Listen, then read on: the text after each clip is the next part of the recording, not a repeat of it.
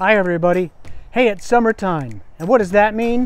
It means it's house painting season, my favorite time of the year.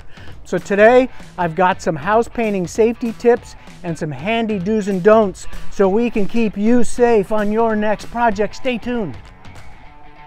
Okay, step one, got to get things clean so we can paint. If you're mixing chemicals such as this 30-second outdoor cleaner, follow the label directions, wear gloves and safety glasses, and have the SDS handy in case there's an accident. When you're applying this cleaner, if you squirt it as opposed to spray it and just work downwind, you should be fine. If there's a lot of overspray, it just means you've over-atomized it. Just adjust the adjustable nozzle on your sprayer, and like I say, the SDS for this cleaner recommends protecting exposed skin from contact with the product. It does not require respiratory protection. However, more protection is generally better than less. Okay, we've applied our chemical cleaner. Now it's time to pressure wash.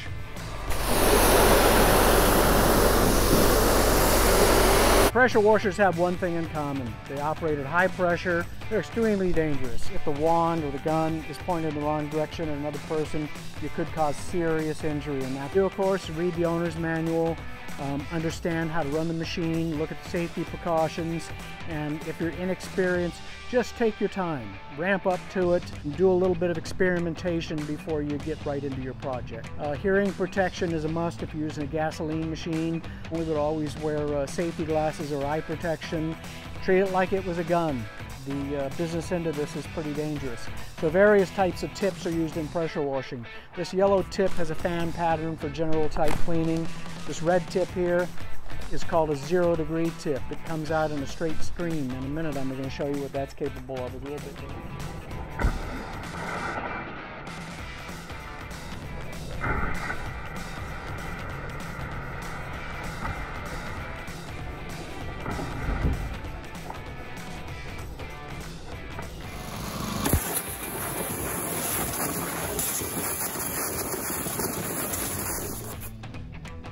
Okay, now let's talk about ladder selection and proper use. First things first, let's get the right size ladder for the job.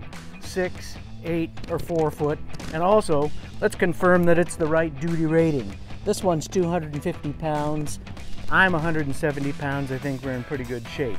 Inspect the ladder for condition, make sure that it's serviceable. And here's a couple quick do's and don'ts and safety tips. When on the ladder, keep your belt buckle inside the rails.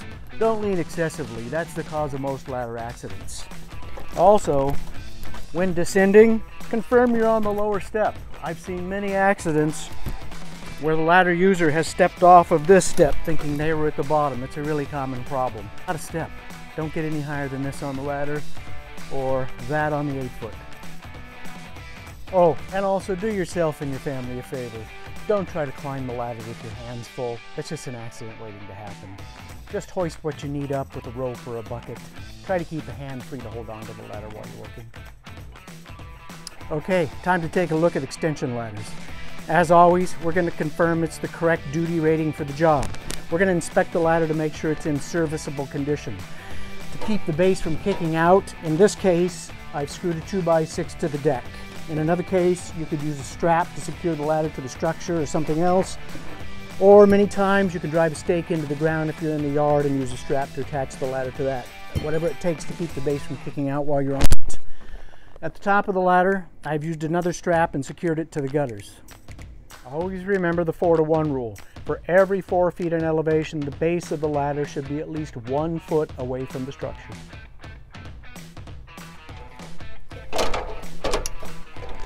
And as far as getting on the roof, my advice is just try and stay off of it and do the work via the ladders or extension poles. It's just a dangerous place to be. At some point during the project, probably going to do some scraping or some sanding. Generally going to be a good idea to protect yourself with gloves, safety glasses, and a dust mask.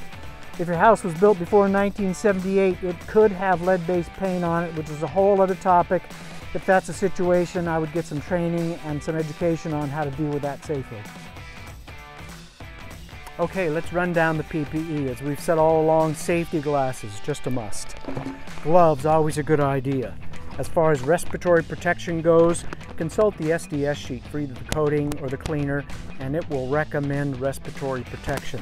The half mask or the N95 or the nuisance dust mask, all available at Lowe's, Home Depot, or wherever you purchase the products, and there's a lot of great training online as far as how to fit, use, and maintain these products. Okay, airless spray equipment. I bet you've all used an airless at one point or the other. This will be mostly a review. So once again, similar to the pressure washer, we got fluid under high pressure, from 2,000 psi, 3,000 psi. Difference is it's only at about 3/4 of a gallon or a gallon a minute, so lower volume. If you get injected with an airless, however, you're going to get a fluid injection with a coating. Typically that's an emergency room visit and it's surgically removed. Inspect all the hoses, make sure there's no breaks or tears and that's serviceable. You would really want to just hold the airless gun by the gun itself, not by the hose. That's kind of a risky maneuver. With regard to the electric pump there, we'd like to run it with GFIC to avoid the risk of shock. Inspect the equipment, review the owner's manual, same with everything. We've already talked about that.